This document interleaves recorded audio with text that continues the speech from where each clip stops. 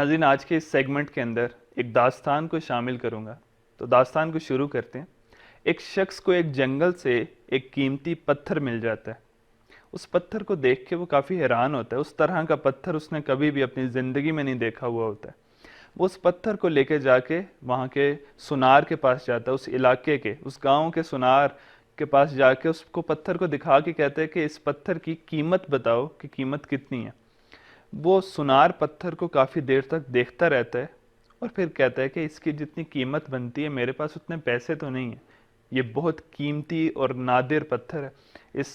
قیمتی پتھر کو لے کے جا کے وقت کے بادشاہ کے پاس جاؤ، شاید ہو سکتا ہے وہ اس کی قیمت دے دے تمہیں۔ وہ اس پتھر کو لے کے جا کے بادشاہ کے خدمت میں پیش کرتا ہے اور کہتا ہے کہ بادشاہ سلامت، یہ میرا پتھر ہے، مجھے اس کی قیمت چاہیے، اگر آپ کے پاس اتنی قیمت ہے تو اگر آپ مجھے دے دیں۔ تو وہ بادشاہ کو پتھر بہت زیادہ پسند آتا ہے، وہ کہتا ہے کہ میں اپنا تاج کے اندر یہ پتھر لگوانا چاہتا ہوں، لیکن اس کی قیمت بہت زیادہ ہے، اس محل میں جتنی چیزیں موجود ہیں وہ بھی اس کے برابر نہیں ہیں۔ اب بادشاہ جب یہ چیز کہہ دیتا ہے تو وزیر ایک دم حیران ہو جاتا ہے کہ اس طرح تو سارے کا سارا محل ہی چلا جائے گا۔ تو وزیر بادشاہ سے کہتا ہے کہ بادشاہ سلامت، ایک کام کیجئے، اس کو ایک دن کی مہلت دیتے ہیں اور اس کو کہتے ہیں کہ کل یہ آئے اور محل میں جو کچھ موجود ہے ایک دن میں یہ لے کے جا سکتا ہے، صبح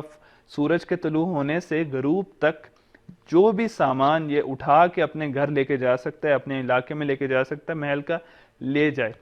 ہم اس کو کل کی مہلت دیتے ہیں۔ وہ چلا جاتا ہے اور سارا دن بھوکا رہتا ہے، ایکسائٹمنٹ ہوتی ہے، اتنا زیادہ جوش ہوتا ہے کہ کل مجھے کافی نئی چیزیں ملیں گی۔ تو پتھر تو انہیں دے رہتا ہے، وزیر کا ایک چال چلتا ہے کہ وزیر اس محل کی ارینجمنٹ اس طریقے سے کرتا ہے کہ آگے بتاتا ہوں کہ پھر وہ جب صبح سورج کے طلوع ہونے پہ آتا ہے تو اندر داخل ہوتا ہے محل میں، تو سب سے پہلے جتنے بھی لباس ہیں اس کا ایک کمرہ ہوتا ہے، وہ ایک ایک لباس تن کر کے دیکھتا ہے اور پھر کچھ لباس منتخب کر کے رکھتا ہے، کہتا ہے میں واپسی پہ لے کے جاؤں گا۔ آگے جاتا ہے، آگے جوتوں کا ایک کمرہ ہوتا ہے، کچھ جوتوں کو منتخب کرتا ہے، ہر ایک جوتے کو پہن کے دیکھ کے کچھ منتخب کر کے رکھ دیتا ہے کہ واپسی پہ لے جاؤں گا۔ پھر آگے جاتا ہے تو کافی زیادہ مختلف قسم کی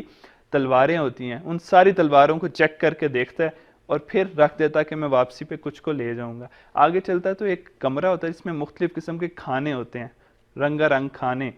وہ بیٹھ کے پیٹ بھر کے کھاتا ہے۔ اس سے اگلے کمرے میں جاتا ہے تو ایک پرسکون کمرہ ہوتا ہے، سنگیت لگے ہوتے ہیں، وہاں پر جا کے بیڈ پہ جا کے لیٹ جاتا ہے اور سو جاتا ہے۔ اٹھتا ہے تو دیکھتا ہے سورج غروب ہو چکا، اسے اٹھا کے باہر پھینک دیتے، اس کے ہاتھ خالی ہوتے ہیں، نہ وہ کچھ کما سکا۔ ہم انسان بھی اسی طرح جب پیدا ہوتے ہیں ہمیں لگتا ہے ہم اس زندگی کی جتنی بھی عیاشیوں میں لگے رہتے ہیں، غفلت کی نیند سو جاتے ہیں، اور جب وقت آتا ہے تو پھر ہمیں پتہ چلتا ہے وقت کو تو تمام ہو گیا، اب تو واپسی کا وقت ہے۔ وہ پنجابی کا شعر ہے نا کہ اٹھ فریدا ستیا، داڑھی آیا بور، اگا آ گیا نیرے، پیچھا رہ گیا دور۔ تو اس طرح ہمارے آگے آنے والا جو وقت ہے وہ بہت قریب آ گیا، ہمیں چاہیے کہ اپنے جتنی بھی چیزیں اس کو آمادہ کریں، اور انشاءاللہ اسی خوبصورت کہانی کے ساتھ آپ سے اجازت چاہوں گا۔ خدا حافظ۔